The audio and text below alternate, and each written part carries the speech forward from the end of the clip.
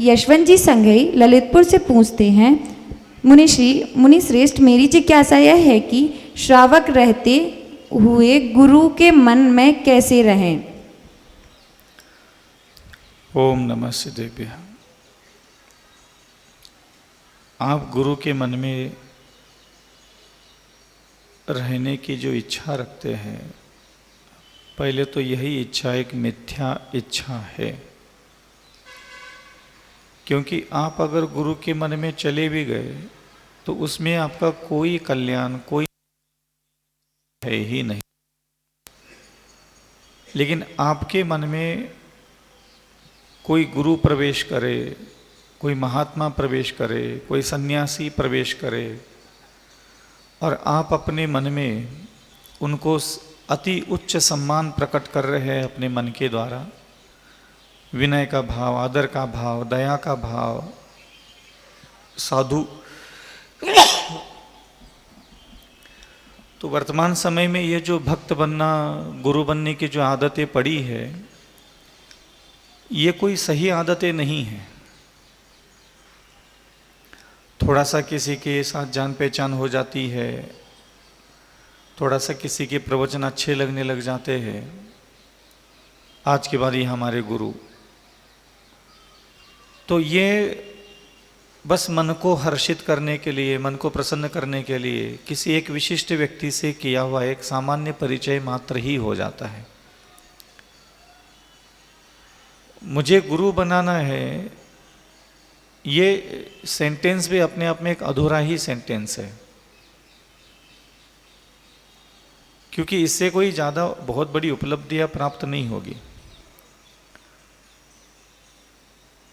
मैं एक श्रावक हूँ और मेरे पास जो कुछ भी है उसके द्वारा संतों की सेवा हो, संतों की विनय हो, संतों का बहुमान बढ़े, संतों की आहारचर्या, औषधि, विहार आदि क्रियाएं जो होती है, ये मेरे द्वारा पूरी की जाएगी, इस प्रकार का संकल्प लेता है। और इस पूरे संसार में जितने भी अनुवृत्ति महावृत्ति है, इनको मोक्ष जाने के लिए वह सहयोग करता है, मदद करता है, चिंता करता है, दया करता है। वही वास्तविकता में कल्याण का मार्ग है। गृहस्थ है, आदत पड़ी है, कोई चीज़ अच्छी लगती, कोई वस्तु, कोई व्यक्ति अच्छा लगता है तो उससे जान पहचान बढ़ाना, ये गृहस्थों की एक सामान्य आदत होती है। और वही आदत वो साधुओं के साथ भी जोड़ना चाहता है। सिर्फ अच्छे लगे इसलिए सिर्फ बड़े साधु पकड़ करके, प्रसिद्ध साधु पकड़ करके उनके शिष्य बन करके भ्रमण करने से मुनाफा कम होता है और नुकसान ज़्यादा होता है। जब तक उनका यश कीर्ति का उदय चलेगा, जब तक उनका शुभ कर्म का उदय चलेगा, जब तक उनका नाम, जब तक उनकी प्रशंसा दुनिया में होती रहेगी, तब तक तो तुम आस्था रख पाओगे। तो अगर दूसरों का वैभव, समृद्धि, बड़प्पन देख करके गुरु बनाया है, तो समझ लेना जब उनका अशुभ कर्म का उदय आए, अपयश कर्म का उदय आए, अथवा कोई असाता कर्म का उदय आए, तो सबसे पहले तुम ही उनके निंदक बनोगे। इसलिए गुरु बनाने की जो व्यवस्थाएं हैं वह जनागम में कभी रही नहीं है कि गृहस्थ को कोई गुरु बनाना चाहिए। वो तो प्रत्येक सन्यासी के मोक्ष मार्ग को पूरा करने के लिए सहयोगी मात्र करता है, वो भी भूत अनुकंपा, वृत्ति अनुकंपा। अपने अंतःकरण में वृत्तियों के प्रति अनुकंपा का भाव धारण करके वो जगत के सारे आचार्य, उपाध्याय और साधु परमिष्टियों के जो वितराग मुद्रा है, निरीह भाव है, अहिंसा, सत्य, आचर्य, ब्रह्मचर्य, परिग्रह आदि जो भाव है, प्रणाली है, उसको स्थिर रखने के लिए वो मदद मात्र करता है। ये व्यवस्था है। तत्पश्चात जिज्ञासा लेकर आएंगी कुमारी सोनाली जैन और इसके बाद तैयार रहेंगी श्रीमती अनीता जी जैन। महाराज जी के चरणों में बारंबार नमोस्तु नमोस्तु नमोस्तु। महाराज जी, मेरी जिज्ञासा है, शरीर के सबसे बड़ी साधना कौन सी है तथा शरीर के अंगों का दान करना किस श्रेणी में माना गया है? शरीर के अंगों का दान कभी होता ही नहीं है। कई सारे ऐसे शब्द होते हैं जो समाज में प्रचलन में आते हैं, रक्तदान, अंगदान, नेत्रदान, तो इनका कभी दान नहीं होता।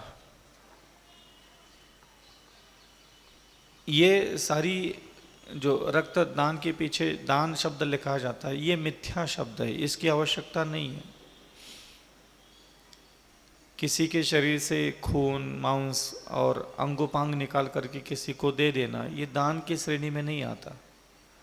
सामाजिक व्यवस्था है, आप लोग घर गृहस्थी बसाते हो, रागी हो, देशी हो, जीवन और मरण की इच्छा होती है आप लोगों की यहाँ,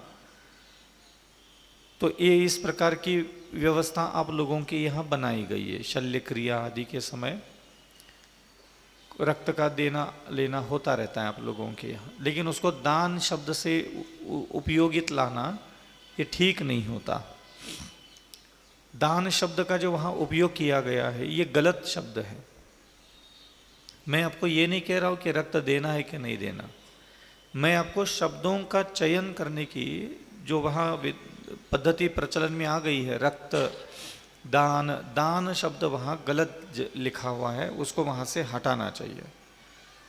तो आप गृहस्थ है, कुछ भी कर सकते हैं, आप लोगों की अपनी एक जीवन शैली है, आप उसको कीजिए। और क्या पूछा था इसमें?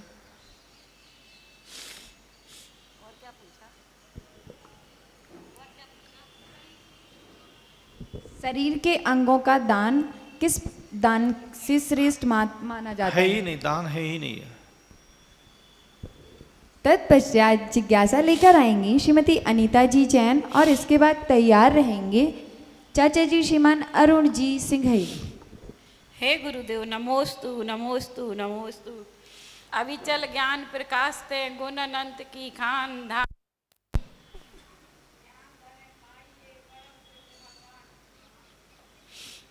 एक मिनट के कुछ पल हो गया, हम सब जीवों के कुछ पल सुख का भान हुआ, अभी चल आए हैं प्रभु का, देवों को यह ज्ञान हुआ।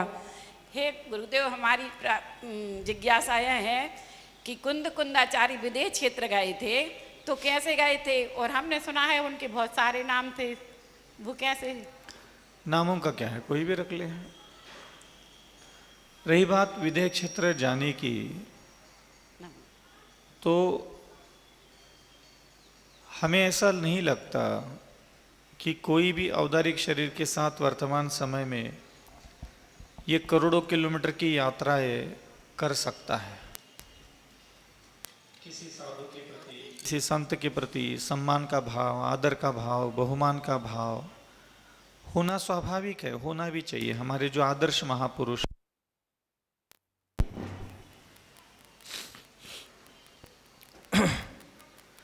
तो जो हमारे आदर्श महापुरुष है उनके प्रति सम्मान, विनय, बहुमान सर्वोच्च होना चाहिए। लेकिन कभी कभी कुछ बातें अतिशयोक्ति भी लगती है। तो यहाँ से कोई भी विदेश क्षेत्र चले गए, फिर वहाँ भगवान के समोचरण में खड़े हो गए, तो ये हमें थोड़ा स्वीकार्य नहीं होता। प्रैक्टिकली ऐसा संभव नहीं है। लेकिन ये संभव है कि वो जहां भी साधना करने के लिए बैठे थे, देवताओं के द्वारा ऐसा दिखाया जा सकता है दृश्य, ये संभव है। तो कोई भी उन पर अनुकंपा रखने वाले कोई देवी देवता, कोई सिद्धि हो, तो वो कहीं भी ध्यानस्थ बैठे हो, कहीं रात्रि विश्राम कर रहे हो, तो ऐसे समय में वो अपनी दिव्य शक्तियों के द्वारा आपको ऐसा दृश्य आपके बुद्धि में, आपके मानस पटल पे दिखा सकते हैं कि जैसे आप वही हो, समोचरण में हो, जमीन के नीचे हो, आसमान में हो। ये आपको सारे दृश्य वो दिखाया जा सकता है। देवकृत जो स्वप्न होते हैं, देवकृत जो माया होती है, उसके द्वारा ये व्यवस्थाएं होती है, ये मैं मानता हूँ, क्योंकि मैं उसका खुद अनुभव करता हूँ। हम कमरे में ध्यान में बैठे रहते हैं, जैसे चांदखेड़ी में मैं था, वहाँ ऐसे हजारों अतिशय मैंने देखे कि मैं कमरे में बैठा रहता था और पता चला हिमालय के नीचे खड़ा हूँ, पहाड़ के किसी नीचे खड़ा हूँ, आसमान में बिल्कुल चंद्रमा के बराबर जा कर के मैं खड़ा हूँ, वहाँ 1,000 फुट मुनियों के मुझे दर्शन हो रहे हैं। तो ये सारे दृश्य सैकड़ों हजारों बार मैं अनुभव कर चुका हूँ। तो मैं ये नहीं कह सकता, जबकि जब मैं वहाँ से होश में आता था, देखता तो मैं तो पार्टी पर ही बैठा रहता था, लेकिन आज भी मेरा मन मुझे ये कहता है कि मैं हिमालय के पहाड़ के नीचे गया था। तो एक्चुअली था, मैं हिमालय के पहाड़ के नीचे था। तो ये लिखने में अगर आया है तो एक्चुअली मैं नहीं था ना वहाँ। तो मेरी जो भासमान कुछ ऐसी क्रियाएं होती है प्रभु की कृपा से, तो उनके वजह से वो सारे चीज़ें ऐसा लगता है कि हम वही थे अभी।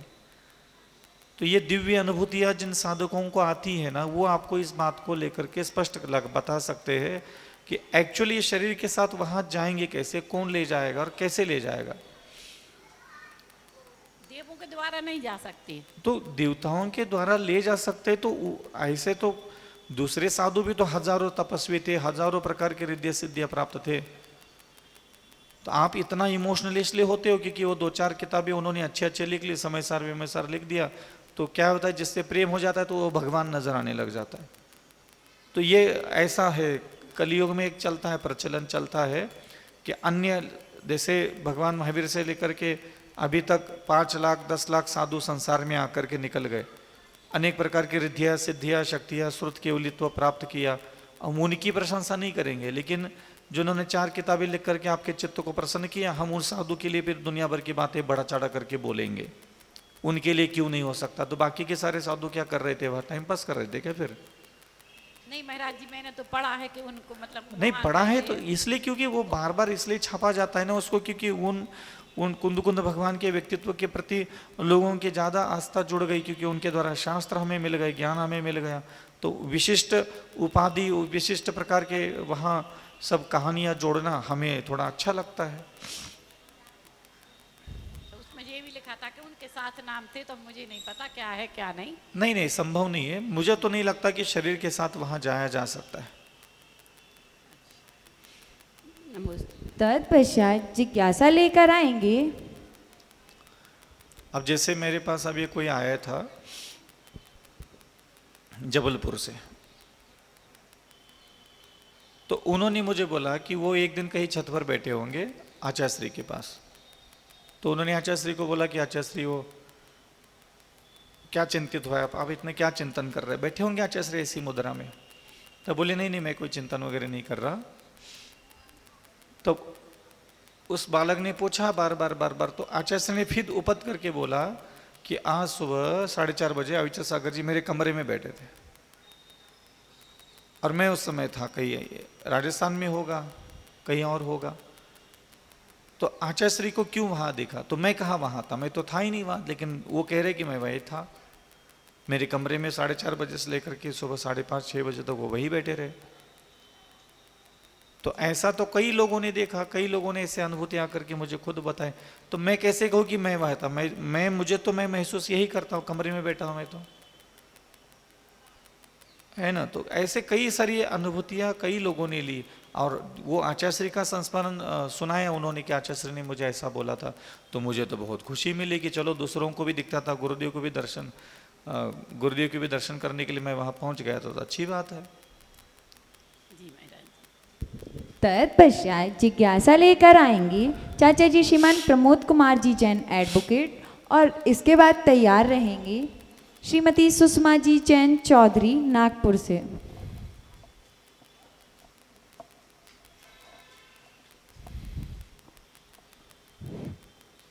महाराज जी नमोस्तु। महाराज जी, हमारा प्रश्न आपके अभी शंका समाधान से है।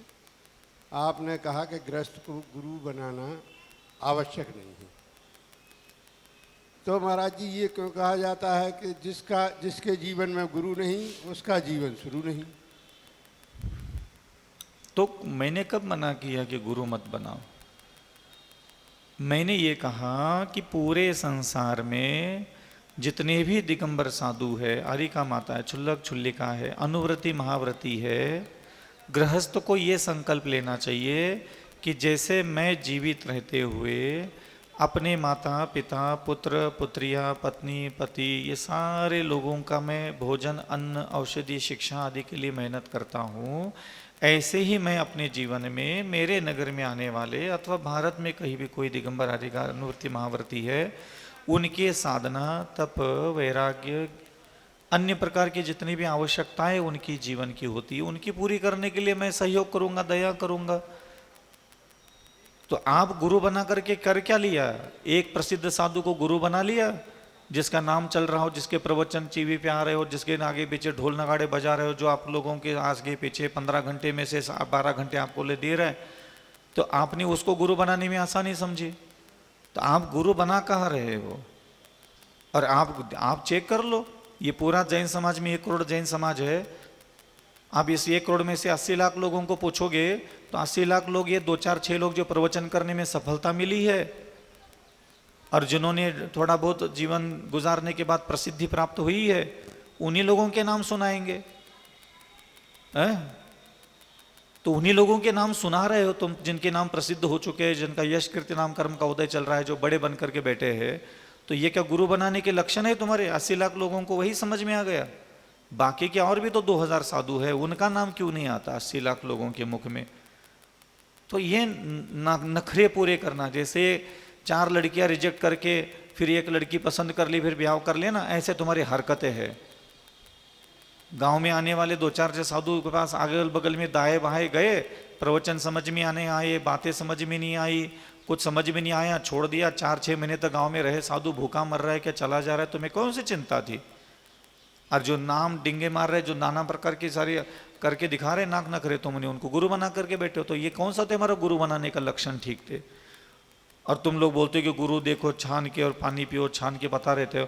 क्या छान लिया तुम बताओ? तुम आचार्य विद्यासागर महाराज जी को तुमने गुरु बनाया, क्या देखा था तुम बता सकते हो थोड़ा सा?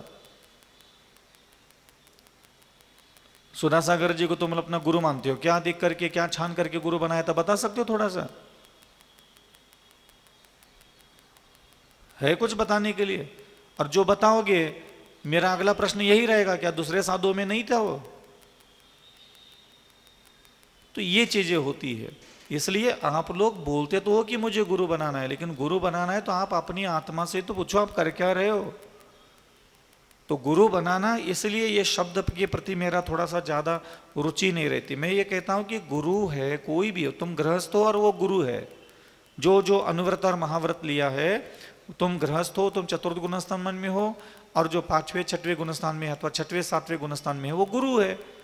तो वो 6वें 7वें गुणस्थान का कोई भी साधु नगर में आता है वो तुम्हारा गुरु ही है। तो वहां तुम सेवा करो, विनय करो, नम्र रहो, उनकी भी चर्या पूरी करो, उनके लिए भी सम्मान प्रतिष्ठा जो भी तुम्हें देना है दे दो, लेकिन वो तुम देते नहीं हो। तो गुरु बनाने के चक्कर में तुमने जो अपना खुद के पैर पर कुल्हाड़ी मारी है और साधु संतों के जीवन में जो तुमने जहर घोला है, वो क्या हम देख नहीं रहे क्या? यहाँ बैठ करके सब देख रहे हैं। तो गुरु बनाना चाहिए, गुरु बनाना चाहिए। तो प्राय करके ये जो बोलते हैं ना, ये चाहते, जैसे मैं यहाँ बैठा ना गुरु बनाना चाहिए, तो क्या मैं चाहता हूं कि आप किसी और को गुरु बनाओ मेरे अलावा? जो बोलता है उसका यही मतलब होता है कि तुम तो मुझे ही मान लो अपना गुरु। सीधी सी बात तो यही होती है। आप पत्रकार हो ना, आप किसी को बोल रहे हो, आप यहाँ बोलो किसी को कि भाई आपके अनुष्ठान की सारी खबरें न्यूज़पेपर में छपना चाहिए, ठीक है?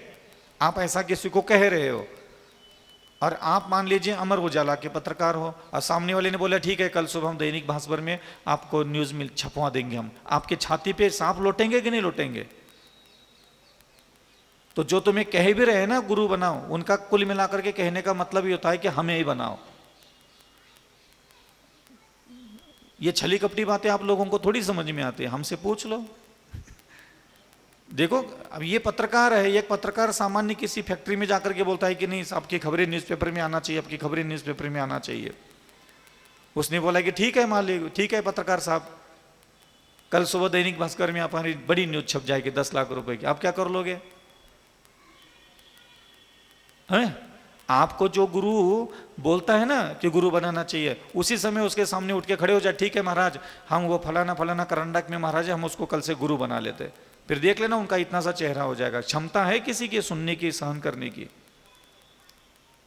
इसलिए ये उपदेश जो होते हैं ना, पर उपदेश कुशल बहु तेरे, हम तो इतने से थे तब से सुन रहे सारे नाटक।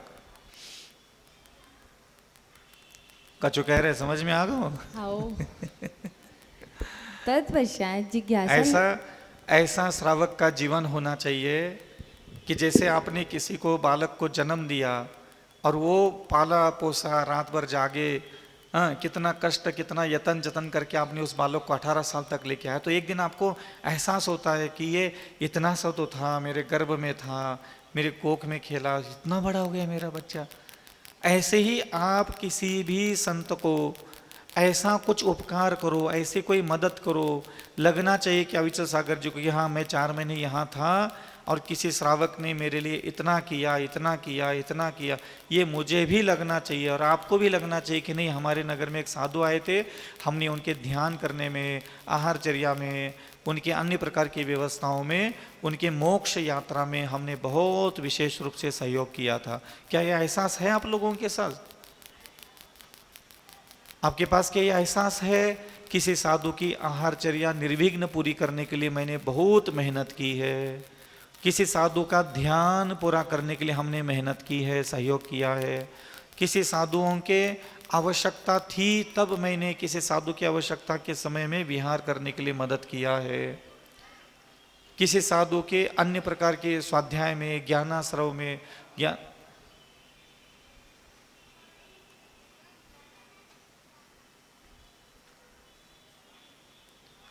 ये जब भी आती है ना, ये रायता ही फैला रही थी वहां बैठ करके। नीच कुलों के संस्कार होते हैं तो जाते थोड़ी ना है वो। क्या कह रहा था मैं?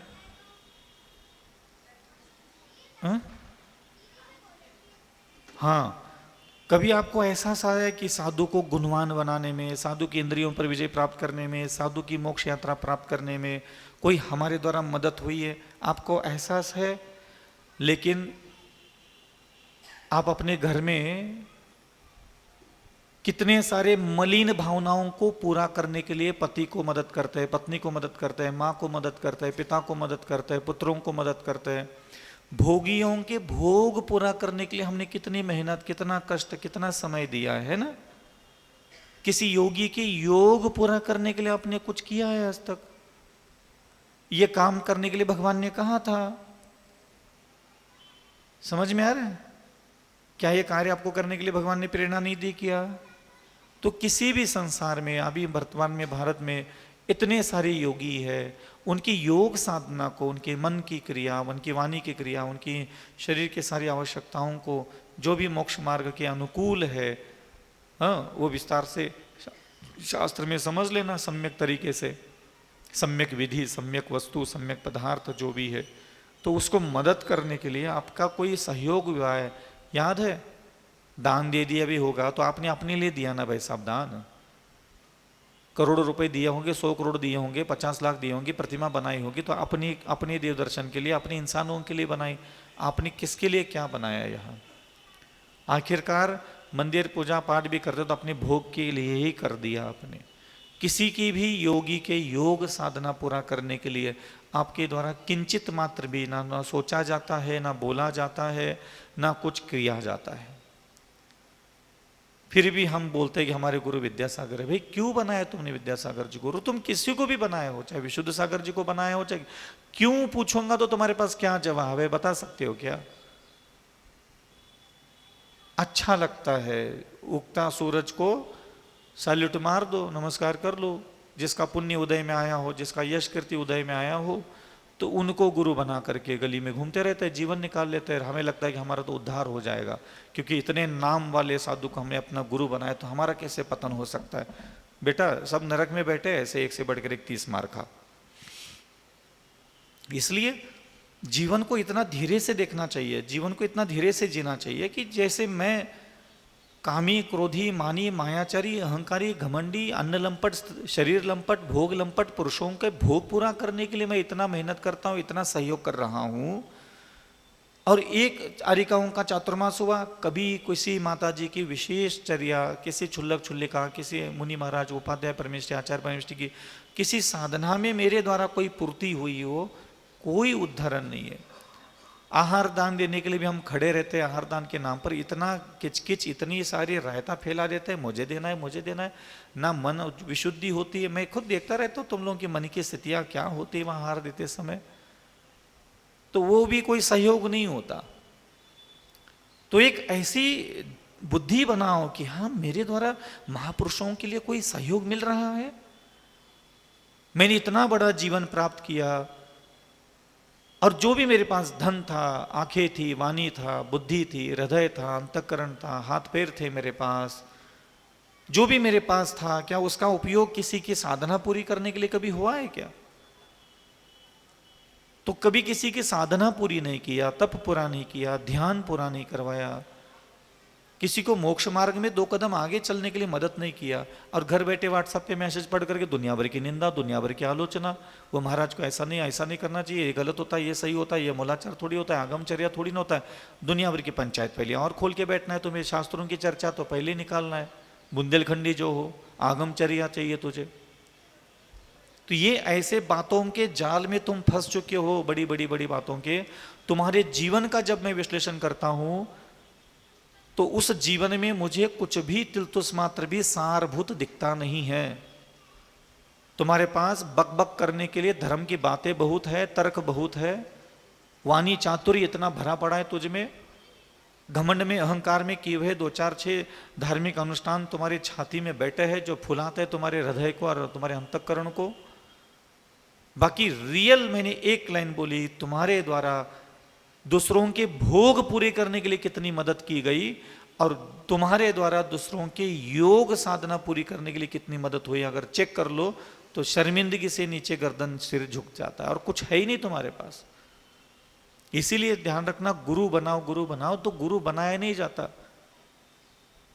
गुरु को गुरु बनाने के लिए, मदद करने के लिए कहा था भगवान ने।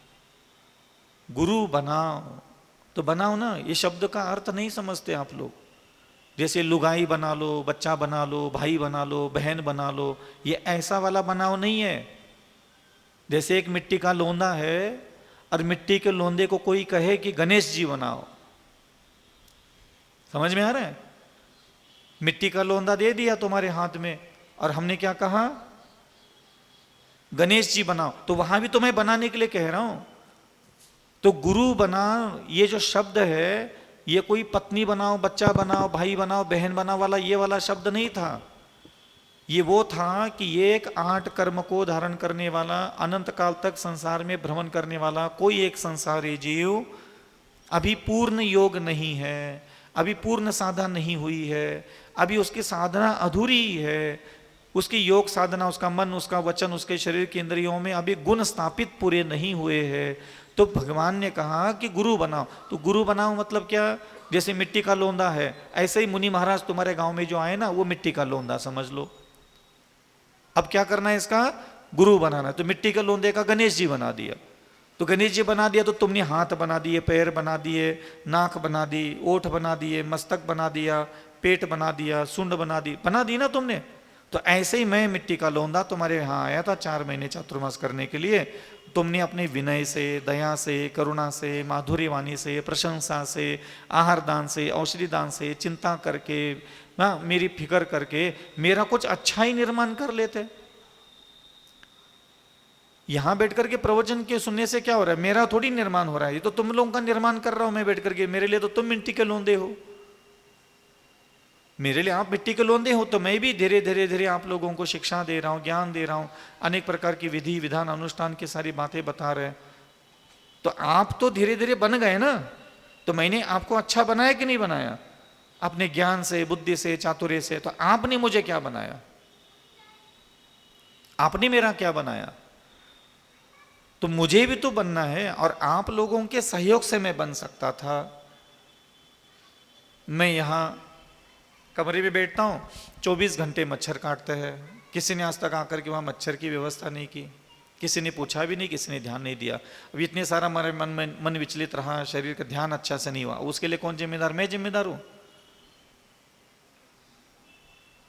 मैं उदाहरण बता रहा हूँ, हकीकत नहीं है। हाँ, नहीं तो अब रोना रोना मत, इधर आदत पड़ी रोना रोने की। हाँ, मैं आपको शिकायत करूँ कि मेरा ध्यान नहीं हुआ, मेरी आहारचर्या ठीक नहीं हुई, अब उसके लिए कौन जिम्मेदार है? मैं अस्वस्थ था, मैं हार्ट पेशेंट हूँ, मेरे अनुकूल आहारचर्या ही नहीं दी किसी ने यहाँ। क्यों? क्योंकि किसी ने सोचा ही नहीं, किसी ने विचार नहीं किया। और जिसने विचार किया, कल चौका लगाना था नंबर तो का लेते हमारा, दूसरों की चौके की लिस्ट उतार दी। तुम्हें किसने बताया था कि उस चौके में जिस चौके की तुमने लिस्ट उतार दी वो मेरे अनुकूल था? ये तुम्हें किसने कहा? कहा क्या किसी ने? उतार दी दूसरों की कॉपी। मैं उस चौके में गया था, परेशान हो होकर के हार किए थे, कुछ था ही नहीं, बना ही नहीं अनुकूल स्वास्थ्य के, और तुमने उसी की कॉपी उतार दी। अब तुमने क्या कर दिया? आहारचर्या, आहार दान का पुण्य, हाँ मिल गया तुम्हें।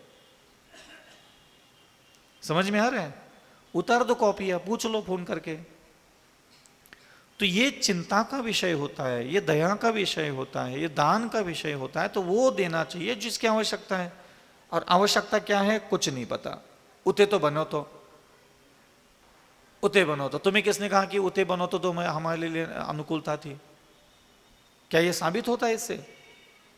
इसलिए कहते हैं गुरु बनाओ, गुरु बनाओ। ये गुरु बनाओ शब्द का मतलब ये है कि मैं मिट्टी का लोंदा हूं और तुम रोज आते, मेरी चिंता करते, विनय करते, दया करते, करुणा करते, क्षेम कुशल वार्तालाप पूछते, तब मेरे हृदय का, बुद्धि का, जो मेरे मन का सुंदर निर्माण होता, वो कितना अद्भुत होता। कई बार आपको ऐसा लगता है ना, जब गुणवान पत्नी नहीं मिलती तो हमारा मन दिन भर खराब रहता है, वाणी खराब रहती है, मन हृदय अशांत रहता है। तो कई बार मन में ख्याल आता है, यार इससे अच्छी कोई और अच्छे स्वभाव की पत्नी मिल जाती तो हमारा कितना दिमाग ठंडा रहता। तो यही तो बात है, भगवान कह रहे कि अच्छी पत्नी आ जाती तो हमारा मन वचन का भी अच्छा रहता थोड़ा। तो हमें भी ऐसा ही लगता है कि अच्छे स्वभाव के लोग मिल जाते ललितपुर में तो हम और अच्छी साधना कर लेते, हम अच्छा ध्यान कर लेते, हम अच्छा चिंतन मनन कर लेते। तो आपने हमारा गुरु बनाओ, तो बनाओ ना, मैं गुरु हूं तो आप और अच्छा बना लेते। हाथ अच्छा नहीं है तो आकर के धीरे धीरे हाथ अच्छा बना लेते, नाक अच्छी नहीं नाक अच्छा बना लेते। मिट्टी का लोंदा ही तो है गुरु तुम्हारे लिए। तो भूत अनुकंपा, प्रति अनुकंपा, ये शास्त्रों के मर्म बहुत गहरे होते हैं। वर्तमान में यही चल रहा है सब जगह। और जो भी बोलता है ना जिसके जीवन में गुरु नहीं, उसको पूछ लो, वो दूसरे का गुरु बनने के लिए कह सकता है क्या? हिम्मत है क्या उसकी? बोल दो एक बार प्रवचन में, बोले ना एक बार कि जो जो जिस राज्य में है, जो जो जिस देश में है, वो उस राज्य के अपने अपने आसपास के मुनियों को, आरिकाओं को, चुल्लिकाओं का अपना गुरु बनाओ। बोल देना हिम्मत हो तो ये लाइन जोड़ के देख ले, कोई भी वक्ता बोल के दिखाए वाली लाइन नहीं बोलेगा। वो आपको कह रहे होते हैं कि हम इतने आए हैं, आप हमें अपना गुरु बनाओ। वो लेकिन वो हिंदी में बोलेंगे कैसे? तो बेइज्जती नहीं होगी क्या? समझ में आ रहा है पत्रकार? तो इसलिए कुछ ऐसी कटु बातें हैं जो हम सुनाई देते हैं, आप लोगों को छोड़ते नहीं। आगे तत्पश्चात जिज्ञासा लेकर आएंगी श्रीमती सुषमा जी चौधरी नागपुर, और इसके बाद तैयार रहेंगे वरिष्ठ पत्रकार चाचा जी श्रीमान रवि जैन चुनगी।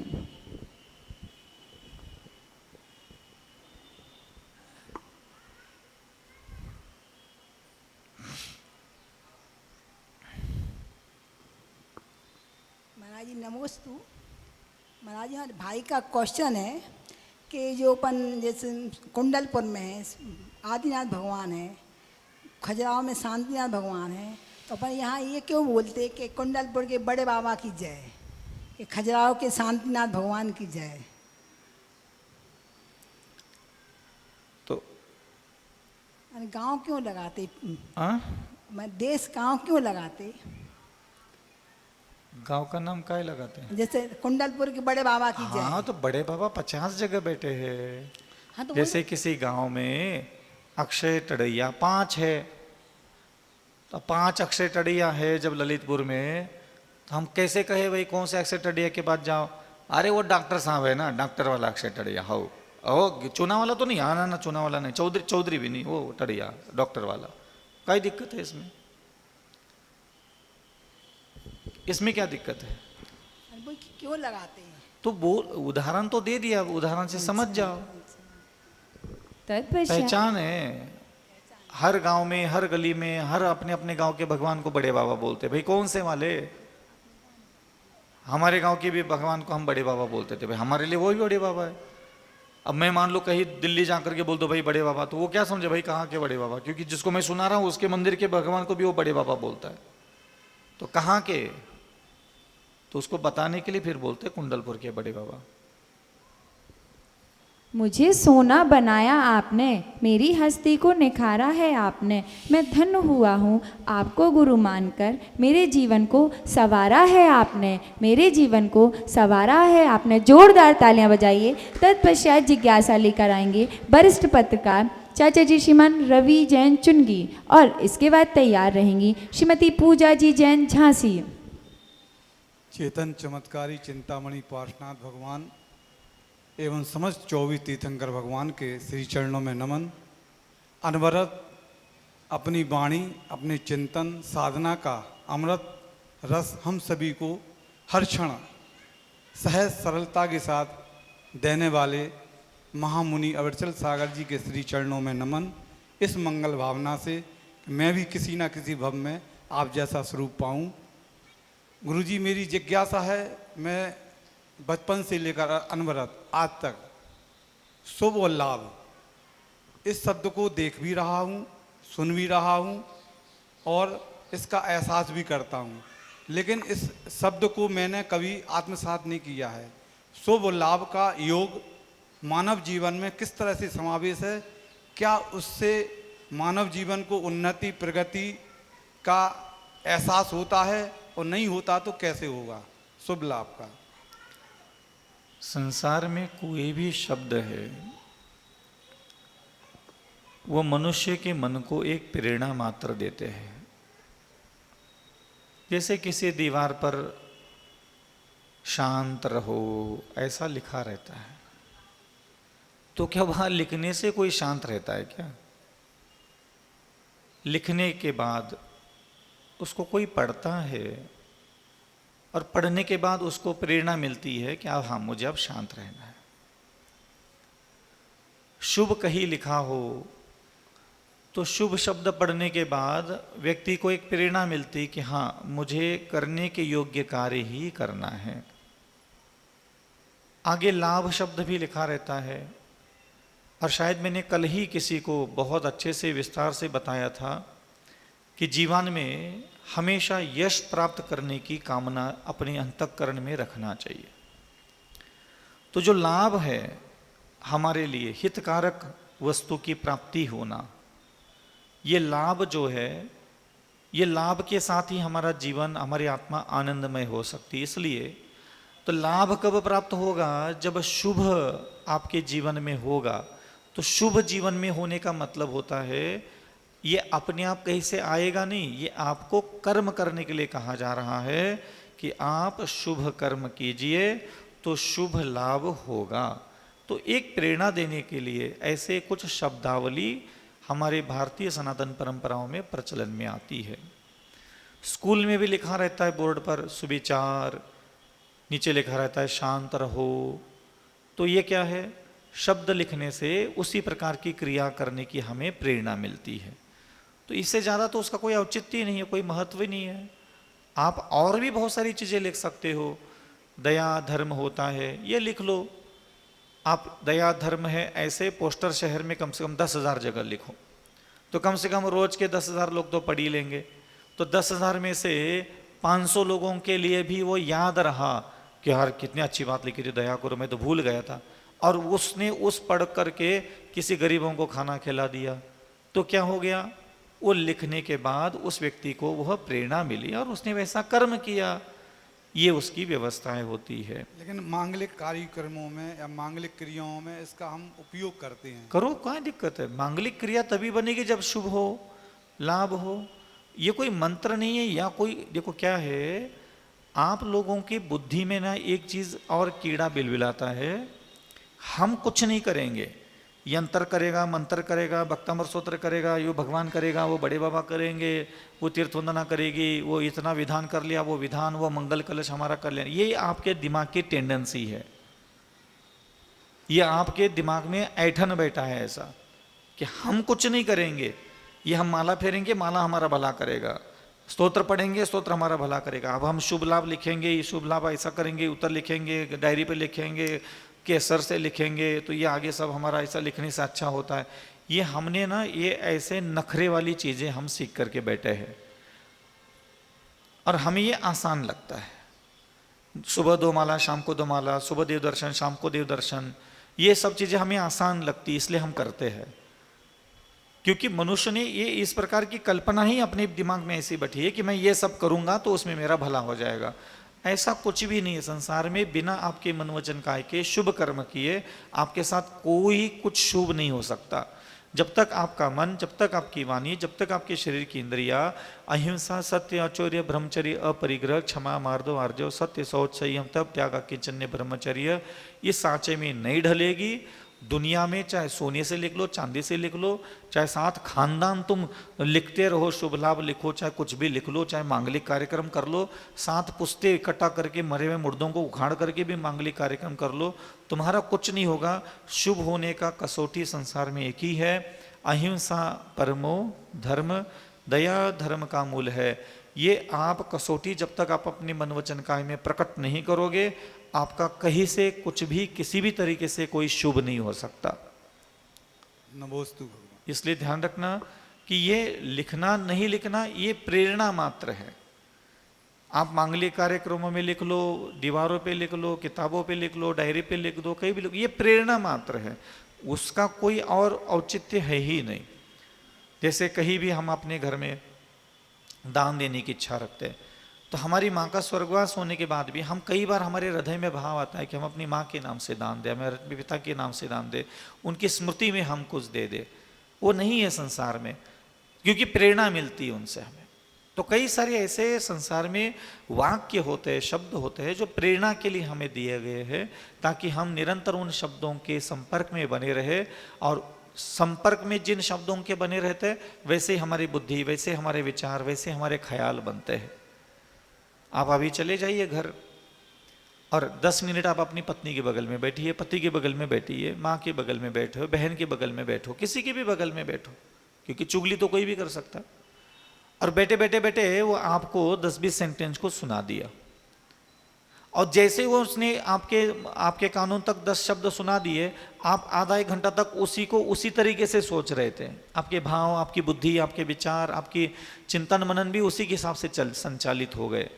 अब आपके घर में गए और आपको कहा कि नहीं अविचल सागर जी तो बहुत बुरे हैं, ऐसा है, वैसा है, ऐसा नहीं, ऐसा होना चाहिए, तो आप आधा 1 घंटा 2-3 दिन तक, जब तक आपके दिमाग में वो दूसरी फिल्म कोई सुनाएगा नहीं, तब तक आपके दिमाग में वही फिल्म, वही भाव, वही विचार, वही नीयत आपकी मेरे प्रति रहेगी। ये शब्दों का प्रभाव होता है, ध्यान रखना। तो जो शब्द सुनाया जाता है उन शब्दों का प्रभाव आपके ऊपर इतना होता है कि आप किसी के लिए भी कुछ भी सोचने लग जाते हो कि एक महाराज जी उन्होंने ऐसा ऐसा किया, किसी ने व्हाट्सएप पे छोड़ दिया और तुमने पढ़ लिया, तुम घंटों महीनों तक अब तुम वैसा ही उस साधु के लिए सोचोगे जैसा तुमने व्हाट्सएप पे पढ़ा था। जब तक उसका निराकरण कोई सुनाने वाला दूसरा शब्द आपके कानों तक नहीं आएगा, तब तक आप उस व्यक्ति को वैसा ही समझोगे जैसा आपने पढ़ा। समझ में आ रहा है ना? तो इसी प्रकार आपने पढ़ा, दीवार पे लिखा हुआ शुभ लाभ, तो पढ़ने के बाद क्या होता है, उन शब्दों का असर, जैसे आपने स्वयं ने कहा कि मैं बचपन से उस शब्द से प्रेरित हूं, लेकिन मुझे उसका तात्पर्य नहीं पता, क्योंकि वो शब्द आपको प्रेरणा देता है। तो लिखे हुए शब्द हो, बोले गए शब्द हो, जिनवानी के भी, भगवान की भी समुद्र में बैठ करके शब्द ही दिए हमें, और क्या दिया हमारे पास, कुछ है ही नहीं उनका, अक्षर छोड़ करके चले गए संसार में। तो इसलिए ये अक्षर मात्र मेरे लिए प्रेरणा है। और आप ऐसे ही अपने घर में जो शुभ विचार है, सुविचार है, मंगल करने वाले विचार है, प्रशस्त विचार है, मंत्र है, ये हमेशा अपने आसपास कहीं ना कहीं लिखा हुआ, कहीं ना कहीं कुछ होना चाहिए ऐसा। तत्पश्चात जिज्ञासा लेकर आएंगी श्रीमती पूजा जी जैन झांसी, और इसके बाद तैयार रहेंगे चाचा जी श्रीमान बिमलेश कुमार जी जैन। महाराज श्री के चरणों में मेरा त्रिवार नमोस्तु नमोस्तु नमोस्तु। महाराज श्री 2 प्रश्न हैं मेरे। आज के परिवेश में बच्चों को कैसे संस्कारित करें कि वो अपने धर्म से जुड़े रहें, और बच्चों का पालन पोषण कैसे करें कि वो गलत दिशा में ना जाएं। वो दूसरे बच्चों को देखकर वही सब करना चाहते हैं, गलत आदतों को जल्दी पकड़ लेते हैं। महाराज श्री शंका का समाधान करें। जो बाल्यावस्था है, किशोर अवस्था है, बाल्यावस्था का मतलब 3-4 साल से लेकर के 6-7 साल तक की जो उम्र है वो बाल्यकाल है। 7 साल से लेकर के 12-13 साल तक, 14-16 साल तक जो उम्र है वो किशोर अवस्था है। फिर उसके बाद आती युवा अवस्था। जो बाल्य अवस्था है और जो किशोर अवस्था है, इसमें आप जो अपने मुख से सुनाते हो वो कभी बच्चे नहीं सीखते। तुम कुछ भी दिन भर बड़बड़ बड़बड़ करते रहो। जो बाल्यावस्था है उसमें सबसे अधिक जो शिक्षा ग्रहण होती है वो आंखों से होती है। जो वो देख रहे हैं वो उनका सीखने में आता है। वो देख रहे हैं, तुम लड़ रहे हो, तुम्हारे पापा लड़ रहा है, भाई लड़ रहा है, गाली गलौच हो रहा है, चिल्ला चोट हो रही है, ऊंची आवाज में बात की जा रही है, ही हंसा जा रहा है, मस्करी की जा रही है। जो वो देख रहा है वो वही सीख रहा है। और एक तुम हो, तुम मुंह चला चला करके शांत रहा कर, खेला मत कर, ऐसा मत कर, वैसा मत कर, ऐसा थोड़ी होता है, चल के उठ। तुम इतना मुंह चला लेते हो क्योंकि वो तुम्हें देख करके, तुम्हारे आसपास के लोगों का स्वभाव, बुद्धि, विचार, हरकतें जो चल रही है वो देखा है उसने। किसी के हाव भाव जल्दी पकड़ लेते बच्चे। गोद में कोई बच्चा लेके खड़े रहो और सामने तुम ना थोड़ा सा गंभीर चेहरा करके खड़े हो जाओ, वो डरने लग जाएगा। और तुम स्माइली चेहरा करके खड़े हो जाओ, वो फुदकने लग जाएगा। तो वहां उसको नहीं पता सुखी क्या होना है, दुखी क्या होना है, परेशान क्या होना है। उसको अगर उसको कहो ना अपने, जैसे मुस्कुराते हुए उसको बोलो डरो डरो मेरे से डरो, वो नहीं डरेगा। लेकिन आप, वो अपनी आंखों से अगर मुझे देख रहा है और मेरे चेहरे पर गंभीरता है, वो डरेगा। और आप उसको शब्द सुनाओ, डरो डरो मुझसे डरो, डरो डरो मुझसे डरो डरो, वो डरो बोलने के बाद उसको शब्दों का ज्ञान नहीं है, वो देख रहा है, वो आंखों से सीखता है। इसलिए जो बाल्यावस्था और किशोर अवस्था है ये पढ़ाई करके देखने से चलती है सारी दुनिया। आप देख लीजिएगा, आपने भी अपनी इस उम्र में सुना हुआ कुछ याद नहीं है, देखा हुआ सब कुछ याद है। बाल्यावस्था और किशोरावस्था में देखा देखी को ज्यादा फॉलो करते हो, सुना सुनाई को ज्यादा फॉलो नहीं करते। किसी ने कौन सा कपड़ा पहना देख लिया, किसी ने कैसा टिफिन में खाना लाया देख लिया, किसी ने कैसे बालों की स्टाइल बनाई थी देख लिया, किसने कैसा दुपट्टा लिया था देख लिया, किसके जूते कैसे हैं देख लिए, किसका सुंदरता, किसका मेकअप, किसकी बिंदी कैसी लगी थी, किसका पर्स कैसा था, किसके, ये देख करके हम जो सीखते हैं ये अधिक मात्रा में सीखते हैं। इसलिए आप लोग बच्चों को दिन भर बड़बड़ बड़बड़ करके जो सिखाने के लिए कवायद करते हो ये सब फेल हो जाता है, और वो सीखते कुछ है नहीं और करते वही है जो उनको दिखने में आता है। इसलिए आपको लगता है कि आपके बच्चे जैसे हो, आप घर में वैसा खुद रहिए, खुद उनके सामने दिखाइए कि आपको, कि पापा जो चिल्ला रहे लेकिन तुम शांत बैठे हो, ये उनको दिखाओ। अब तुम तो दोनों लड़ लेते हो 1-1 घंटे तक, और भाई बहन लड़ने लगे, शांत बैठो, लड़ते नहीं ऐसा कौन सुनेगा तुम्हारी?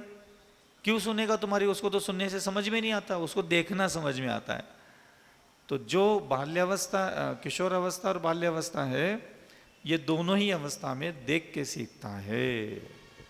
तो दिखाइए, आप उनको दिखाइए, तो दिखाओ, हिम्मत हो तो। तत्पश्चात जिज्ञासा लेकर आएंगे चाचा जी श्रीमान बिमलेश कुमार जी जैन, और इसके बाद तैयार रहेंगे श्रीमान राहुल कुमार जी जैन अध्यापक।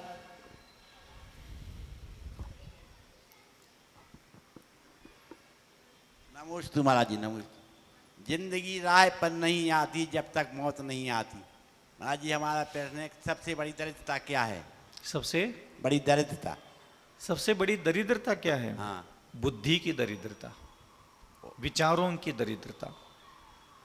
सबसे महान दरिद्री वही व्यक्ति माना जाता है जो विचारों से दरिद्री हो। जैसे कि आपके पास स्त्री के लिए क्या विचार उच्च है, थोड़ा बहुत अच्छे अच्छे विचार बताओ।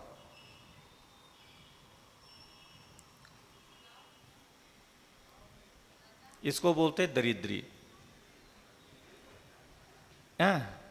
इस पूरे ब्रह्मांड में तुम किसी की तरफ भी उंगली करके बताओ, ये कपड़े के लिए, इसके लिए तुम्हारे क्या विचार है अच्छे, तुम बताओ। इसके लिए तुम्हारे पास कोई अच्छे विचार हो तो बताओ। तुम्हारी पत्नी के लिए तुम्हारे पास कोई अच्छे विचार हो तो बताओ। तुम्हारी माँ के लिए तुम्हारे पास कोई अच्छे विचार हो तो बताओ। तुम्हारे पिता के लिए तुम्हारे पास कोई अच्छे विचार हो तो तुम यही खड़े हो, माइक भी तुम्हारे हाथ में पकड़ो।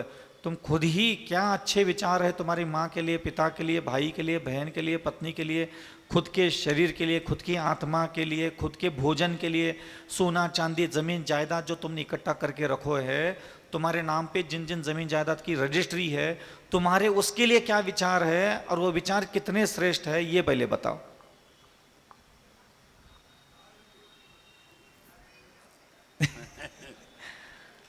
आदत पड़ी है इसको धुलाई करवाने की। आज सवेरे की पैर बच्चन को है। कोई बात नहीं बेटा, आप हमें पूछ लेना, लेकिन वो तो हम हाँ, इसलिए ध्यान रखना, जीवन में जब भी भाग्य बदलने की इच्छा हो, किस्मत बदलने की इच्छा हो, अपनी दुर्दिन बदलना है, अपने पूरे आने वाले 50 पीढ़ियों को अगर संसार में अमीर बनाना है, धनवान समृद्धवान, जिधर जिस दिशा में जाए उधर कामयाब अगर बनवाना है, तो आप उनको बगल में बिठा करके विचार दीजिए। आप उनको विचार दीजिए, उस लड़के को बगल में बिठाओ और कहो ये संसार के सारी परस्त्रियों के लिए तुम्हारे दिमाग में ये विचार होना चाहिए, ये विचार नहीं होना चाहिए।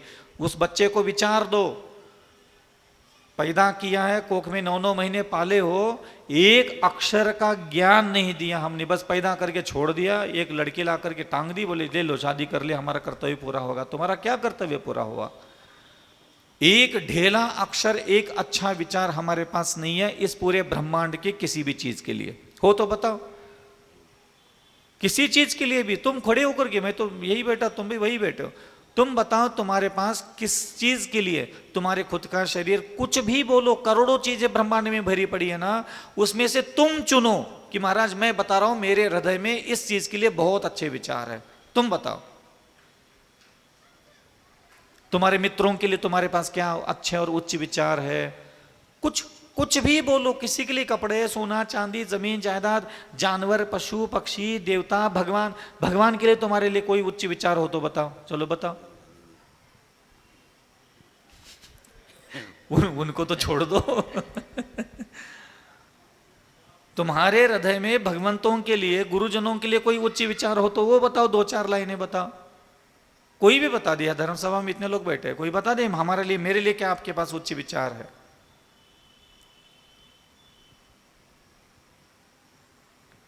समझ में आ गया? तुम जो कुछ भी हो, रोजी रोटी चल रही है, 5 इंद्रियों के भोग मिलते हैं तुम्हारी बुद्धि की चतुराई से, इतनी तुम्हारे पास बुद्धि है।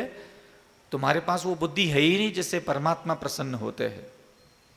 अकल उतनी, बुद्धि उतनी, नियत उतनी, ज्ञान उतना, समझदारी उतनी, फुदकते उतने, जितने में तुम्हारे खुद के भोग पूरे हो जाए।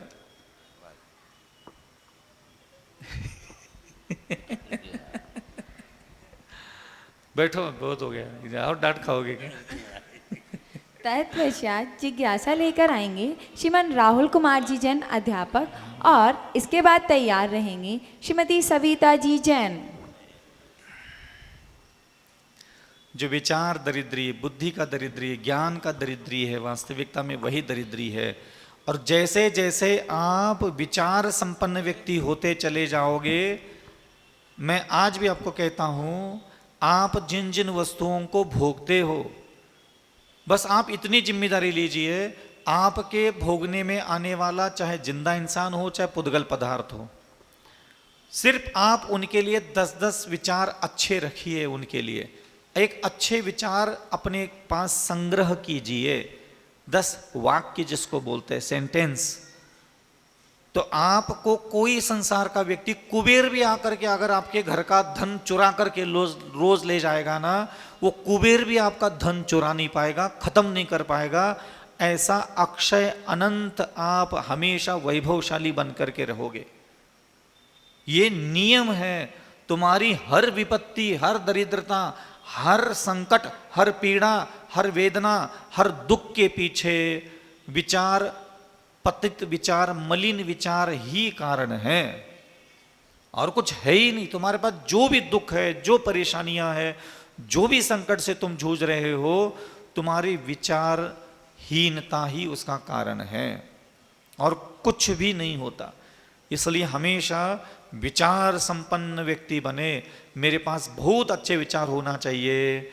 इतने साल से धरती पर पैदा हुए हो, हाँ, एक तो सन्यास तो लिया नहीं, सन्यास लेते भी तो क्या कर लेते, माला ही फेर लेते, जाकर चौकी में जाकर के और जबरदस्ती खाना खा लेते।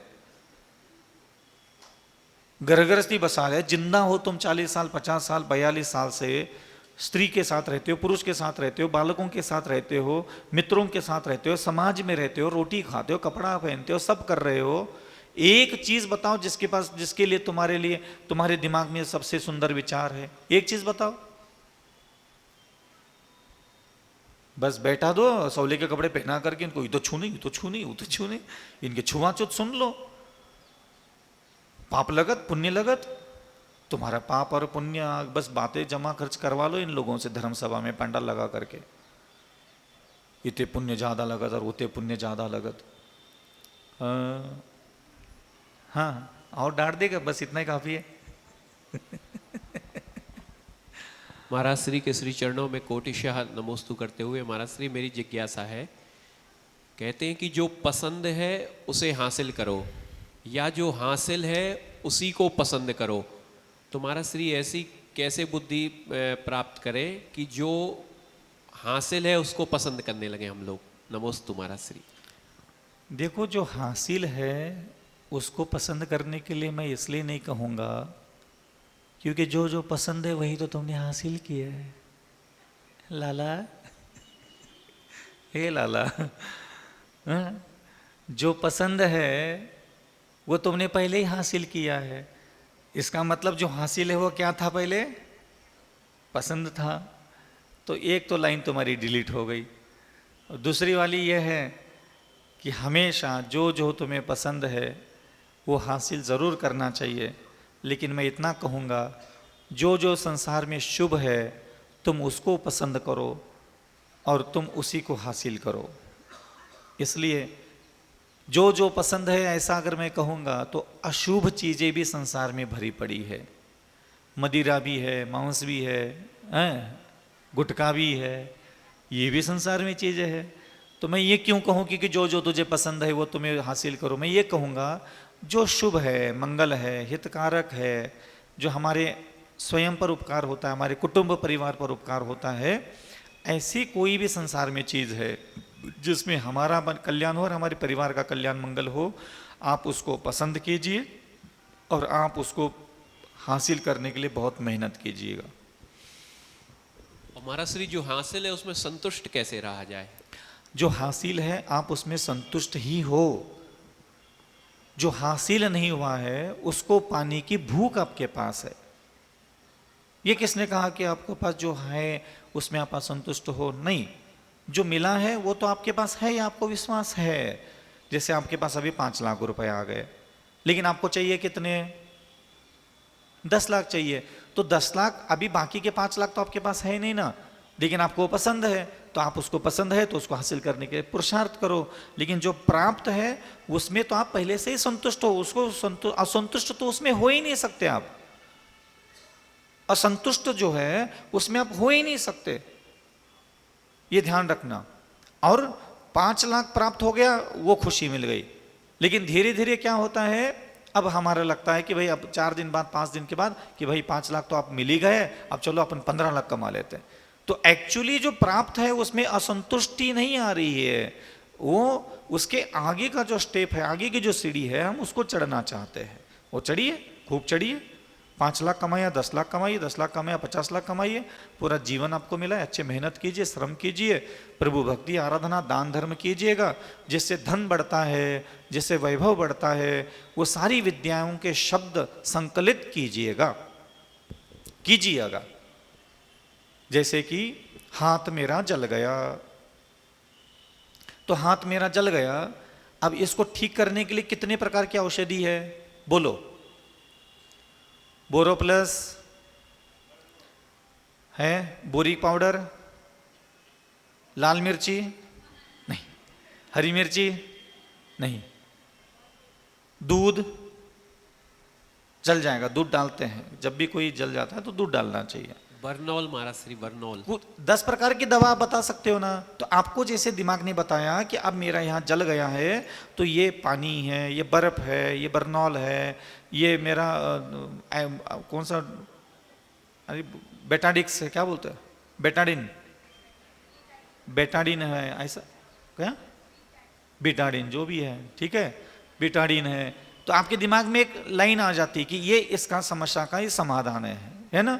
ऐसे ही आपको क्या चाहिए, दरिद्रता दूर करना है तो आप किसी के पास जाइए और दरिद्रता दूर करने के लिए क्या क्या है, अचौर्य अनुव्रत का पालन करे, ब्रह्मचर्य का शक्ति के अनुसार पालन करे, अपरिग्रह व्रत का पालन करे, और आप अपने धन का उपयोग आसपास के पशु पक्षियों को सहयोग करने के लिए मदद करे, दान करे, उसका खुद जाकर के दान करे, काउंटर पे नहीं, खुद जाकर के लाभार्थी को स्वयं लाभ प्रदान करे। तो ये होता है। तो ये औषधि आपको पता होना चाहिए कि निर्धनता की औषधि है ये, ऐसा। ये इस तरह उठे कि आसमान बन गए, सारे जहां के बरसते ईमान बन गए, हम साथ इनके रहकर एक अच्छे इंसान ना बन सके। ये तो इंसान थे और भगवान बन गए, ये तो इंसान थे और भगवान बन गए। जोरदार तालियां बजाइए। तत्पश्चात जिज्ञासा लेकर आएंगे श्रीमती सविता जी जन, और इसके बाद तैयार रहेंगे चाचा जी श्रीमान अजय जी सिंघई।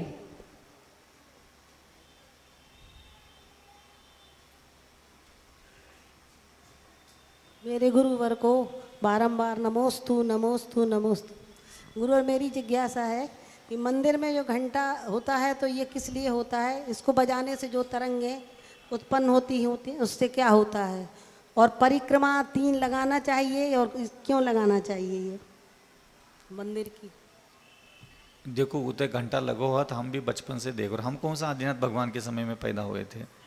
हम भी 40 साल पहले पैदा हुए तो हमें भी बचपन में लेके गए तो हमें रोते घंटा टंगो था, हम भी फोड़ देते। तुम भी फोड़ लो बजा बजा करके। नहीं, कहते हैं ना उससे तरंगें निकलती हैं तो उससे मतलब क्या होता है? क्या होता है? मतलब सुना होगा, तुम बताओ। जब इतना सुना है तो वो भी सुनाओ, जो तरंगे निकलती तो क्या होता है? इतना पढ़ा है बस। किसी क्या पढ़ा है वही तो बताओ, क्या होता है? नहीं बताने वाले क्या, मुझे पता नहीं। देखो मैं ना किताबें पढ़ता हूँ ना बाहर की कोई चीज़ समझ में आती है, सुनने में आती है। आप बताओ तो मैं अपना चिंतन तभी तो दे पाऊंगा। परिक्रमा लगाना मतलब 3 नहीं, वो तरंगे तरंगे तरंगे क्या कर पलटी कहाँ मार रही माता। हाँ, तरंगों का क्या सिद्धांत पढ़ा था आपने? ये रहता है कि मंदिर के नीचे घंटा बजाने से उसके नीचे थोड़ी सी देर खड़े रहो। हाँ। तो मन को शांति मिलती है। हाँ हाँ हाँ, इतना पता है बस। तो ठंडी की दिनों में चाय पकौड़े खाने से शांति नहीं मिली? नहीं। हाँ, जूते चप्पल नए मिल जाते हैं, अभी दीपावली में नए कपड़े मिलेंगे, इससे शांति कभी नहीं मिली। नहीं, घंटा के सामने शांति मिली बस खाली। हाँ ठीक है, कोई बात नहीं। आपके दोनों प्रश्न मुझे याद है, पढ़ा किताबों में, मतलब इतना ही पढ़ा। पहला प्रश्न यही है कि घंटा क्यों है मंदिर के सामने। ये बहुत बड़ा एक विज्ञान है हमारा। शब्द एव ब्रह्म, जो हमारे लिए नरक ले जाएगा, जो हमें स्वर्ग ले जाएगा, जो हमें मोक्ष ले जा सकता है, वो क्या है? वो शब्द है। वो क्या है? शब्द ही है जो मुझे नरक ले जाएगा, जो मुझे स्वर्ग ले जाएगा, जो मुझे मोक्ष ले जाएगा। वो सिर्फ शब्द है। ठीक है, ये एक सिद्धांत हो गया। शब्द का क्या तात्पर्य है? मैंने आपको ऐसा क्यों कहा कि नरक कौन ले जाएगा? तो शब्द नरक ले जाएगा, ऐसा कहा कि नहीं मैंने? मतलब आपके खोटे काम आपको नरक ले जाए इसकी गारंटी नहीं है, लेकिन खोटे शब्द आपको नरक ले जाएंगे, मैं इसकी गारंटी लेता हूँ। जैसे उदाहरण के लिए आप वही बैठे हो, ठीक है, जहाँ बैठे हो वहाँ बैठे हो मान लो, और आप गर्दन मोड़ लेना, या तो आपको स्त्री दिखेगा या फिर पुरुष दिखेगा, ठीक है, या फिर जानवर दिखेंगे, कीड़े मकोड़े पशु पक्षी दिखेंगे। आप एक काम कीजिएगा, वही बैठिएगा, कुछ भी मत कीजिएगा, कर्म कुछ भी मत कीजिएगा। जो कुछ भी आपको दिख रहा है उसके लिए गंदे गंदे गंदे गंदे दिमाग में शब्द पैदा कर दो। जितने गंदे, जितने मलिन, जितने अश्लील, जितने असभ्य। और आप ऐसा काम करना 2-4 साल लगातार जय करना है। कोई सामने स्त्री दिखे, पुरुष दिखे, जानवर दिखे, कुत्ता दिखे, बिल्ली दिखे, मित्र दिखे, बीबी दिखे, माँ दिखे, भाई दिखे, कुछ भी दिखे, आपको सिर्फ गंदे दिमाग में शब्द लाना है और करना कुछ नहीं है। किसी के साथ गलत कुछ करना है क्या? नहीं करना है। समझ में आ रहा है कुछ कह रहा हूं? अब आपका क्या फल मिलेगा, आपको ऐसा लग रहा है? सदगति मिलेगी कि दुर्गति? नरक गति। अब आपको क्या करना है? करना कुछ नहीं है, उतने ही बैठना है चुपचाप। मुझे देख लो, इनको देख लो, इनको देख लो, कुत्ता देख लो, कीड़ा देख लो, मकोड़ा देख लो, दुनिया की कोई भी जिंदा चीज देख लो, और आपको इतना काम करना है कि बहुत अच्छे अच्छे शब्द उसके लिए निकालना चालू करो अपने दिमाग में। करना कुछ नहीं है। अच्छा दिमाग है? दिमाग है? इते किते हैं? इते। तो दिमाग में सिर्फ आपकी जिम्मेदारी लो, कुछ भी हो, कोई भी दुनिया का इंसान आ जाए, मित्र आ जाए, माँ आ जाए, बाप आ जाए, भाई आ जाए, बहन आ जाए, दुश्मन आ जाए, कोई भी आ जाए, गधा, कुत्ता, सुअर, बिल्ली, चिपकली, कुछ भी आ जाए, आपका काम है सिर्फ दिमाग में अच्छे शब्द उसी समय उसके लिए लेके आना। अब बताओ आपका क्या होगा? हैं? इसको क्या कहते हैं? भाव। शब्द को ही भाव कहा जाता है। तुम जिस चीज को आंखों से देखते हो, तुम जिस चीज को सूंघते हो, तुम जिस चीज को चखते हो, तुम जिस चीज को सुनते हो, तुम जिस चीज को छूते हो, जस्ट उसके बाद दिमाग में शब्द पैदा होते हैं, और वह शब्द अगर अच्छे है तो सदगति, बुरे है तो दुर्गति।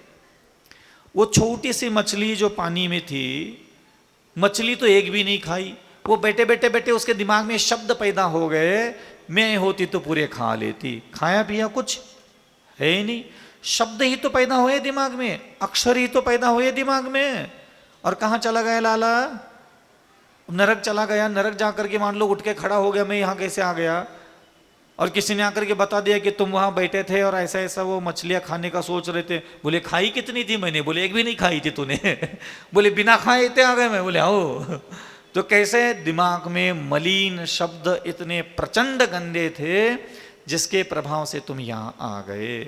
तो ये पूरा हमारा जो सिस्टम है ना, कभी मैं बताऊंगा, बता चुका हूं एक दो बार, लेकिन फिर भी कभी प्रसंग मिला तो, कि हम जिस भगवान के पीछे, जिस देव दर्शन, देव पूजा करने के लिए आपको भेजा गया है, ये सिर्फ आपके दिमाग में अच्छे शब्द पैदा करने की प्रक्रिया है।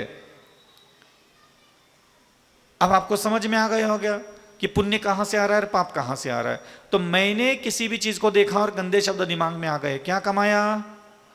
मैंने किसी चीज को देखा, सूंघा, चखा, छुआ, बैठा, विचार किया और गंदे शब्दों का इस्तेमाल किया, अच्छे शब्दों का इस्तेमाल किया, क्या कमाया? पुण्य कमाया। बैठे बैठे बैठे आपको देखा, आपको देख करके मैंने मां माना, बहन माना, मैंने पुण्य कमाया। बैठे बैठे शब्दों से पुण्य कमाया। शब्द ही तो है जो मुझे पुण्य दे रहे, शब्द ही तो है जो मुझे पाप दे रहे। मैं कुछ कर ही नहीं रहा हूं, मैंने कोई खोटा काम, अच्छा काम कर ही नहीं रहा हूं। मैं यही बैठा हूं, मैंने आपको बहन माना, मैंने आपको मां माना, मुझे क्या मिला? मेरे दिमाग में वही शब्द लेके आया अच्छे अच्छे। मैंने इनको देखा और क्रोधमान, मायालोभ के गंदे शब्द दिमाग में आ गए, मैंने पाप कमाया। ये सिद्धांत होता है। तो पुण्य आ रहा है तो पवित्र शब्दों के कारण, अच्छे शब्दों के कारण, और पाप आ रहा है तो गंदे शब्दों के कारण। देव दर्शन करने के लिए आओ, क्योंकि उस महापुरुष को देखने के बाद आपके मानस पटल पर, उस दिगंबर प्रतिमा को देखने के बाद आपके दिमाग में जो शब्द पैदा होते हैं, उस शब्द से ही तो पुण्य आना चाहिए था ना। भगवान को देखने से पुण्य नहीं मिलता। यह आप लोगों को खोटी शिक्षा दी गई किसी ने। भगवान के दर्शन करने से सुई की नोक के बराबर भी पुण्य प्राप्त नहीं होता। समझ में आ रहा है? नहीं आ रहा है ना? नहीं आएगा, हम समझाएंगे। आपने किसी एक सुंदर शरीर को देखा और आपके दिमाग में कोई शब्द ही पैदा नहीं हुआ, आपने पुण्य कमाया क्या पाप कमाया? है? पुण्य कमाया ना पाप कमाया? बिल्कुल पक्का। आपने जिनेंद्र भगवान के दिगंबर प्रतिमा को देखा, आपके दिमाग में उनकी प्रतिमा को लेकर के अच्छे शब्द स्वयं प्रकट हुए क्या बुरे शब्द प्रकट हुए? अच्छे शब्द प्रकट हुए, ठीक है। आप बताओ, हिम्मत हो तो खड़े होकर के, आप जब भगवान के सामने जाकर के खड़े होते हो दर्शन करने के लिए, आपके दिमाग में कौन से शब्द पैदा होते हैं, मुझे बता सकता है कोई व्यक्ति?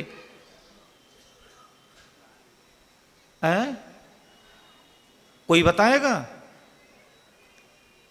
आप अभी घर जा रहे हो, आपके सामने साइकिल गाड़ी के सामने एक सुअर आ गया, सुअर को अपनी आंखों से देखा, बेकार कहीं का, इसको यही रोड पे आना चाहिए था क्या, समझ में नहीं आता, मरने के लिए आ गया इधर, हट जाए यहां से, हट जाए यहां से, चलो हट जाए ऐसे। आपके दिमाग में इतने सारे शब्द पैदा हुए कि नहीं हुए? नहीं हुए। आपने क्या कमाया? पाप कमाया। आप जा रहे थे, आपके सामने सुअर आया और आपके दिमाग में ये शब्द पैदा हो गए, अरे बेचारा कहीं का जानवर, पशु पक्षी, बेचारे को क्या पता, उसको थोड़ी पता है कि हम यहां से आ रहे हैं, कोई बात नहीं, जाने दो उसको, हम गाड़ी रोक लेते हैं। आपने क्या कमाया? क्या कमाया आपने? पुण्य कमाया। आप बताइए, आप रोज मेरे प्रभु के सामने जाकर के दर्शन करते हो, उनको देखने के बाद उनके सामने खड़े होकर के आप पुण्य कमा रहे हैं क्या पाप कमा रहे हैं? आप तुम बताओ। तुम्हारे दिमाग में उनकी दिगंबर प्रतिमा देख करके कोई शब्द पैदा हुआ क्या?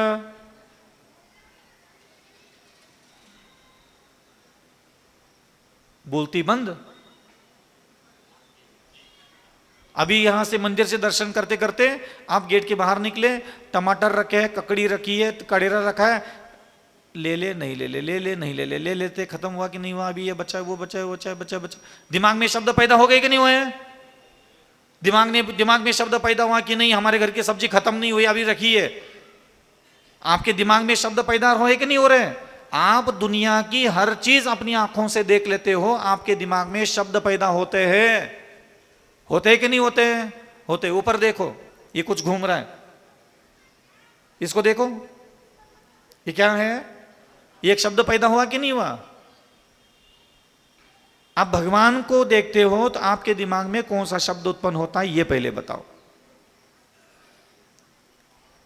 देखो, ये ऐसा ये अनंत काल तक जैन जात में पैदा होकर के मुनि बन करके निपट गए, कुछ नहीं उखाड़ पाए, इसका कारण ही यही है, घमंड में मरे गए बस। प्रैक्टिकल बता रहा हूं मैं आपको, प्रैक्टिकल। पुण्य कहां से आता है, पाप कहां से आता है। ये घड़ी यहां रखी है कि नहीं रखी? बताओ, मैं इस घड़ी से पुण्य कमा रहा हूं कि पाप कमा रहा हूं? तुम बताओ मैं क्या कमा रहा हूं? पहले तुम बताओ, फिर मैं बता दूंगा मैं क्या कमा रहा हूं। मैंने इसको देखा कि नहीं देखा? आंखों से देखा कि नहीं देखा? देखा। अब तुम बता के दिखाओ, इसको देख करके मैंने पुण्य कमाया क्या पाप कमाया? अब बताओ, कोई भी बता सकता है? बताएगा? हाँ, बताएगा कोई व्यक्ति? मैंने पुण्य कमाया इसको देख करके क्या पाप कमाया? पहले ये बताओ। पक्का? वही तो दिक्कत है, वही तो मैं रहस्य खोल रहा हूं। समझ में आ रहा है? अब मैं देखो, इसको देखा, क्या गजब की घड़ी है यार, अविचल सागर, मानना पड़ेगा, आज तक ऐसी घड़ी नहीं मिली। मैं तो इसको अपने साथ रखूंगा, कोई उठा ना ले जाए, अपने साथ रखूंगा, कहीं भी विहार हो जाए मैं अपने साथ रखूंगा, खराब होने नहीं दूंगा, कोई से को चोरी करने नहीं दूंगा, और कोई चोरी कर ले बेचारा, अरे उसकी तो शामत ला के खड़ा कर दूंगा, पूरी जेल हो जाए चलेगा, लेकिन ढूंढ लूंगा, इसके अंदर मैं जीपीएस लगाऊंगा और चोर को पकड़ करके ठिकाने लगा दूंगा मैं तो। अब बताओ, मैं इससे क्या कमा रहा हूं? अविचल सागर, कोई बात नहीं, कार्यक्रम चल रहा है, घड़ी देखने के लिए घड़ी रखी गई है, हाँ अच्छी है, मनोहारी है, कोई बात नहीं, लेकिन है पुद्गल। अविचल सागर, समय भी मैं देख ले, क्या करना अपने को, अपन तो आत्मा है, आत्मा के काम के लिए क्या समय ही आत्मा होती है अपने लिए, तो ये क्या समय घड़ी दिखा देगी? ऐसे तो पुद्गल पदार्थ है, क्या लेना इस पर, कोई मोह नहीं करते, राग नहीं रखते, यहाँ की घड़ी यही रख दे, चल अपन अपना कल्याण करते आगे। अब बता, इससे मैंने पुण्य कमाया क्या पाप कमाया? अब तुम कैसे कह सकते हो कि मुंह उठा करके भगवान के सामने खड़े हो गए तुमने पुण्य कमाया?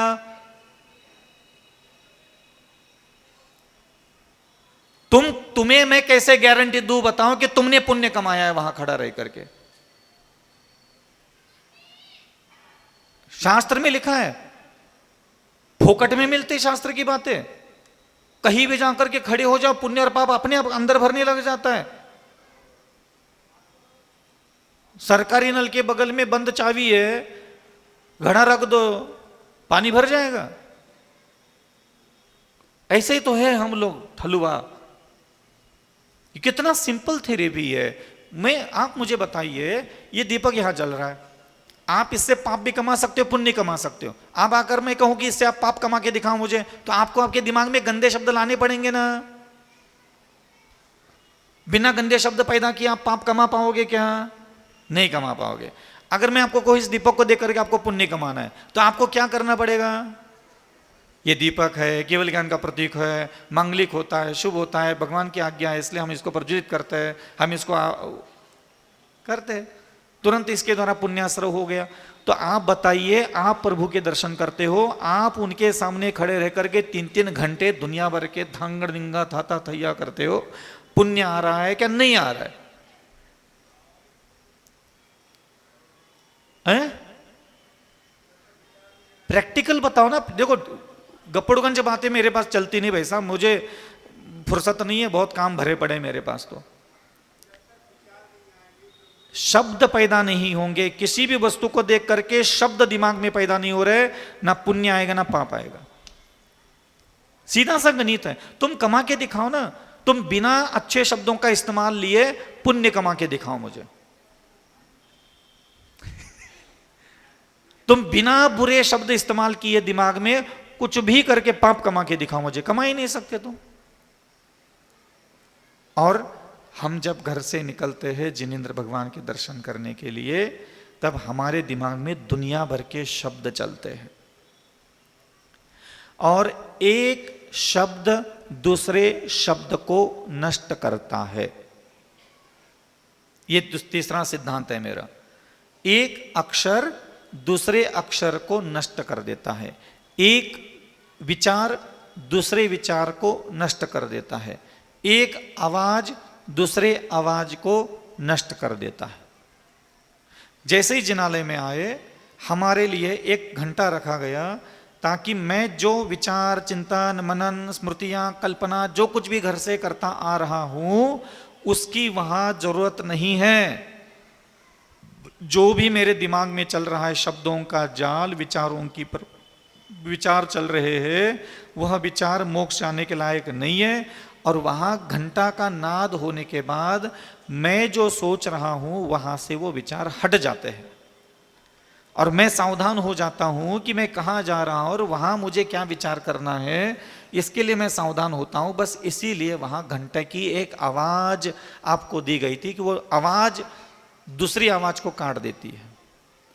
बस यही उसका काम है। वो तरंगे और ऊर्जा और फलाना और खड़े रहो, नीचे रहो, तू खड़े रह ले, तेरी मताई खड़ी रह ले, तेरी मताई की मताई खड़ी रह ले, तरंगे बोले। ऐसे ज्यादा बड़ी बड़ी बातें मारने से कुछ नहीं होने वाला।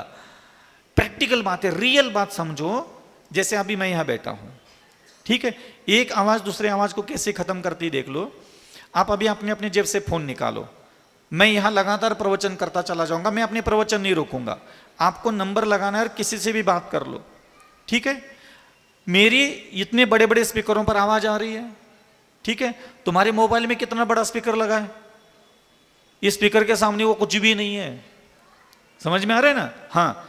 अब आपको क्या करना है, जैसे उसने फोन उठाया, आपका दिमाग मेरी तरफ लगना है और कान में फोन व्यवस्थित जगह रखना है। जहां स्पीकर होता है ना, वो कान के बगल में रखना है। जहां से आवाज सुनाई देती ना, वो वाला हिस्सा यहाँ कान पे लगाना, और आप अपने दिमाग मेरी तरफ देखना कि मैं क्या कह रहा हूं। तो वो बंदा जो बोल रहा है ना, वो आपको उसकी आवाज सुनाई नहीं देगी, क्योंकि आपका दिमाग मेरे में उलझा है, तो आपको मेरी प्रवचन सुनाई देगा। और आप अपने दिमाग को कहो कि नहीं, ये बंदा जो कह रहा है वो सुनना है, आपको मेरी इतनी बड़ी आवाज सुनाई देना बंद होगी। और जैसे ही आपके दिमाग ने आपको कहा कि ये आवाज सुन ले, तो वो जो छोटी सी आवाज उसके मुख से निकल रही थी, वो आपको पूरी सुनाई देगी। जब तक वो आवाज सुनोगे, तब तक ये आवाज नहीं सुनाई देगी। उतने समय के लिए मैंने क्या क्या बोला आपको कुछ नहीं पता रहेगा। एक आवाज ने दूसरी आवाज को खत्म कर दिया। बस यही घंटे का उपयोग होता है। तो खूब घंटा बजाइए, ठीक है। और 3 परिक्रमा अपन कल लगा लेते हैं, उसकी धुलाई कल। इन्हीं मंगल भावनाओं के साथ जय बोले संत शिरोमणि आचार्य गुरुवर विद्यासागर जी महामुनि राज की जय। आचार्य श्री समय सागर जी महामुनि राज की जय। निर्यापक शमन मुनि श्री सुधा सागर जी महामुनि राज की जय। पूज्य श्री अविचल सागर